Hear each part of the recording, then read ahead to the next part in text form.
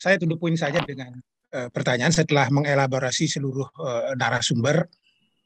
Saya mencoba dengan pengalaman saya sebagai mantan komisioner memetakan 4 persoalan yang harus dijawab oleh KPU 2024 mendatang gitu. Pertama, bagaimana memastikan tidak ada korban jiwa lagi 886 orang itu dengan fakta bahwa aspek yuridis dan aspek teknisnya masih sama dengan 2019. Ini persoalan yang sangat serius. Saya harus mengatakan di forum ini sangat kecewa bahwa semua narasumber menganggap persoalan ini tidak signifikan karena dibahas sepintas, tidak secara khusus dibahas. Padahal inilah persoalan serius yang harus dijawab. Karena kalau nanti ditambah lagi dengan irisan pekerjaan pilkada, maka kalau sama pasti akan lebih besar. Kedua, persoalan kedua adalah masa jabatan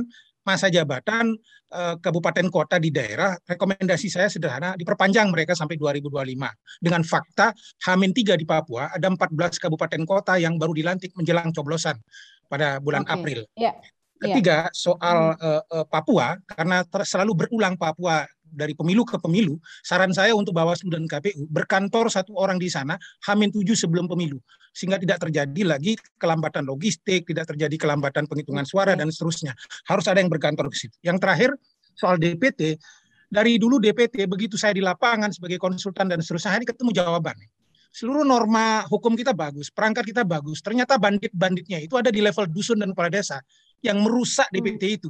Nah, barang-barang rusak inilah yang direkap oleh PPS, direkap oleh PPK, sehingga jadi barang rusak terus. Maka dari pemilu ke pemilu persoalannya sama. Nah, Kesbangpol punya tugas untuk memutus mata rantai ini karena para pelakunya itu berkonspirasi antara politik kepentingan yang ada di level dusun dan desa itu dengan aparat klien-klien dusun. Saya kira itu jawaban saya. Terima kasih. Baik. Termasuk pertanyaan-pertanyaan. Terima kasih Pak Putu Arta. Ini saya langsung minta tanggapan ke Pak Bakhtiar, nanti kita tutup ke Pak Raka. Tapi Pak Bakhtiar terlebih dahulu, Pak. Silakan, Pak.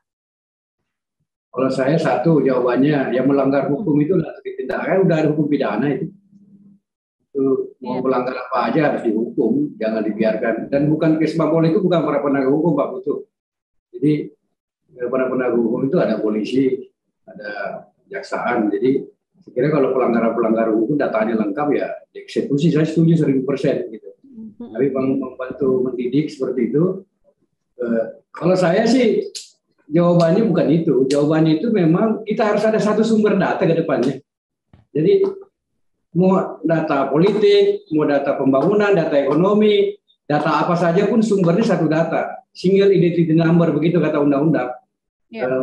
Jadi data pendudukan itu benar-benar menjadi satu sumber. Tetapi undang-undang tersedia hari ini masih ada 2 sumber, yaitu persoalannya. Gitu. Ya kalau mau ideal, single identity hanya satu sumber data. Jadi namanya 2 sumber data, pasti secara ilmu Pak Prof sudah memprediksi kemungkinannya ada errornya, ada 2 sumber, biar beda dengan satu sumber gitu.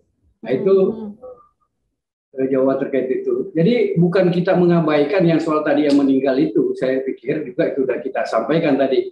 Ada tadi juga Pak Karyono juga menyampaikan, gitu. Tetapi kan memang kita bukan spesifik itu yang kita bahas, tapi kita juga menyampaikan bahwa ada sejumlah evaluasi kita kejadian di 2019, 2018, misalnya kita 2020 menyampaikan, saya kasih contoh positif. 2019 itu Pak, tidak, dan 2019, 2014, 17, 15 dan sebelumnya, nggak pernah ada satu pemilu itu petugas kesehatan itu siaga 1 itu loh seluruh Indonesia. Seluruhnya ada 1 mobil-mobil, petugas kesehatan, sukarelawan, semua dikerahkan penuh di 270 daerah kemarin tuh. Itu pemilu pilkada 2020 itu. Andai itu dilakukan di 2017, 2018, 2019 dan sebelumnya, pasti. Nah, contoh pengalaman positif yang dilakukan oleh penyelenggara dan bersama tentu oleh pemerintah dan masyarakat yang jadi sukarelawan itu bagus sekali gitu. Dan ya mohon maaf saja, misalnya kita merekrut Pak Putu kan Pak Putu atau Pak Dewa kan 815.000 TPS ya, 850-an ribu TPS. Berarti kan 8 juta orang lebih kan kalau 10 orang panitia ad hoc itu di 3 kecamatan. Menghadirkan 8 juta orang petugas level TPS yang sehat, berakuntabilitas, integritasnya bagus, Pak Andi. Ini mungkin kalau ini tidak mudah juga karena syarat kesehatannya kan memang minimalis untuk jadi petugas TPS itu. Syarat kesehatannya tidak disyaratkan seperti orang menjadi calon anggota KPU kabupaten kota atau Bawaslu kabupaten kota gitu dia. Jadi karena itu sebenarnya pekerjaan sukarelawan kan gitu. Honornya juga sekedarnya cuma dikasih 2 bulan. Jadi saya kira ini kita mungkin harus memotret yang lebih dalam lagi gitu. Jadi bukan sekedar mengungkapkan peristiwanya, tetapi mengapa peristiwa itu terjadi gitu. Kenapa itu terjadi? Justru kita coba mendalami, mengurai letak di mana itunya gitu. Tadi ada mungkin faktor kelelahan, ada hal-hal teknis mestinya diurus. Jadi saya kira itu jawabannya yang respon dari saya gitu. Terima kasih. Baik, terima kasih Pak Baktiar. Pak Raka, silakan Pak Raka. Ya, terima kasih ya. Jadi kalau saya melihat begini, pertama secara normatif ya dan sosiologis, memang kita berharap hukum itu sempurna, tetapi menurut teori dan ajaran-ajaran doktrin yang ada, tidak akan pernah ada hukum yang sempurna. Akan selalu ada kekurangannya. Kalau kita bicara dari aspek teologis, hukum itu tentu diciptakan oleh manusia, karena kita bicara hukum dalam bentuk peraturan perundang-undangan. Itu yang pertama. Yang kedua, tentu adalah selain hukum, ya peraturan perundang-undangan, kan menurut saya, membangun kultur budaya politik dan menyiapkan SDM lebih awal ini menjadi penting. Ya, penting mengapa? Karena kalau SDM ini siap, dia sudah tahu dan bisa akan memanage tantangan yang ada di lapangan, gitu ya. Jadi contoh sederhana misalnya, ketika seseorang diberi pekerjaan ya dengan kompleksitas 10, orang yang lebih siap mungkin dia bisa menyelesaikan dengan baik 8 jenis pekerjaan itu. Tapi kalau yang tidak siap dikasih 5 saja mungkin sudah stres, sudah sakit dan seterusnya. Nah, ini contoh sederhana dengan tidak maksud menyederhanakan ya. Nah, apa langkah-langkah KPU? Mohon maaf ya tadi mungkin memang karena forum ini tidak spesifik membahas itu. Salah satunya adalah melakukan pendidikan pemilih berkelanjutan. Kami sedang merintis ya, dan ini saya berterima kasih kepada sebagian besar masyarakat Indonesia, provinsi dan kabupaten kota, ini luar biasa ya. Kami mendorong ya sosialisasi pendidikan pemilih berbasis desa atau kelurahan ya, dan ini terus dijalankan. Jadi salah satu cara ya untuk melakukan antisipasi adalah dengan memberikan sosialisasi pendidikan pemilih dan menyiapkan kader-kader penyelenggara pemilu lebih awal. Kalau kami istilahnya nanti adalah kader desa peduli pemilu dan pemilihan. Sedangkan kalau di Bawaslu ya, mungkin teman-teman Bawaslu yang masih ada di sini, itu ada sekolah ya, kader pengawas partisipatif gitu ya. Ini upaya ya, upaya. Jadi menyiapkan lebih awal, itu satu. Kemudian yang kedua, tentu ya KPU telah melakukan upaya-upaya riset ya. Ini bukan sekedar apa ya, dilakukan begitu saja, dan simulasi terkait misalnya gagasan penyederhanaan surat suara yang berimplikasi kepada penyederhanaan formulir-formulir pada saat rekapitulasi misalnya gitu.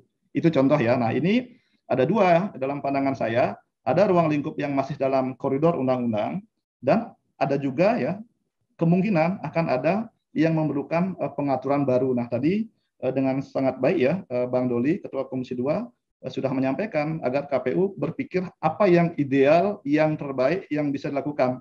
Nanti dipikirkan jalan hukumnya gitu ya, sehingga hukum itu responsif, hukum menjawab kebutuhan. Nah ini tentu idealnya seperti itu. Nah ada lagi yang dilakukan misalnya dengan konsolidasi sistem teknologi informasi, saya kira sudah disampaikan tadi. Berikutnya misalnya dengan mengatur syarat umur ya, syarat umur ya. Contoh ketika kemarin pilkada di masa pandemi, kita batasi umurnya gitu ya. Nah, saya ingin membandingkan ya, karena saya juga kan penyelenggara di lapangan. Berdasarkan fakta-fakta yang ada, ya, saya melihat bahwa 2019 memang kompleks, tapi 2020 jauh lebih kompleks. Meskipun tidak apple to apple ya kalau kita bandingkan begitu. Tetapi kompleksitasnya luar biasa ya. Bahkan ya, saya izin sampaikan sebagian di antara rekan kami sesama anggota ini terpapar ya. Nah, saya bersyukur masih diberikan kesehatan sehingga belum pernah ya kena. Dan saya punya pengalaman 5 kali ke daerah itu, 5 daerah itu setelah balik konfirmasi ke saya hasil swabnya bahwa dia itu positif ya. Ini penyelenggara tingkat provinsi contoh. Nah, berdasarkan kolaborasi yang ada, nah ini tadi Pak Dirjen sudah menyampaikan, saya kira betul ya, upaya-upaya itu harus dilakukan. KPU melakukan upaya-upaya yang menurut penalaran yang wajar bisa dilakukan, menurut kerangka hukum bisa dilakukan, Pemerintah juga ya, aparat penegak hukum itu mensupport misalnya melalui penyiapan tenaga kesehatan. Dan terakhir ya, satu contoh yang ingin saya katakan, pada pemilu kemarin itu kan ada masukan ya terhadap proses pendaftaran bakal pasangan calon ya. Jadi meskipun di KPU itu bisa dikendalikan, tapi di luar masih ada kerumunan gitu ya. Nah ini saya ikut langsung membahas. Kami menyiapkan satu revisi PKPU ya. Nah itu setelah ada peristiwa-peristiwa masukan ya, bahkan kritik ya kepada KPU ya melakukan evaluasi terhadap proses pendaftaran bakal pasangan calon. Bagaimana pada saat pengundian nomor urut nanti. Kemudian ada RDP di Komisi 2 dibentuk tim untuk menyusun ya perubahan PKPU tentang itu. Itu bisa dilakukan dan itu kemudian menjadi bagian dari penyempurnaan protokol di TPS. Nah, saya kira tadi sudah disampaikan Indonesia secara umum bisa mengatasi ini. Nah, ini adalah upaya-upaya ya, ikhtiar kita begitu. Mudah-mudahan ya dengan masukan Bapak Ibu sekalian, para pihak ya, teman-teman termasuk Beli Putu ya, itu nanti kami bisa dalam waktu dekat ini merumuskan dengan apa ya, dengan lebih baik karena prinsipnya tentu ya pertanyaan ini harus dijawab. Demokrasi ya, penegakan kedaulatan rakyat untuk mendapatkan pemimpinnya dan kesehatan ini penting. Dua hal tidak untuk dipertentangkan tapi saling melengkapi begitu. Ini bukan hal yang mudah tapi kalau kita bersemangat ya, kita bersinergi, saya juga berkeyakinan ya bahwa ini akan ada jalan keluarnya yang terbaik. Saya kira begitu Mbak. Baik, terima kasih Pak Raka.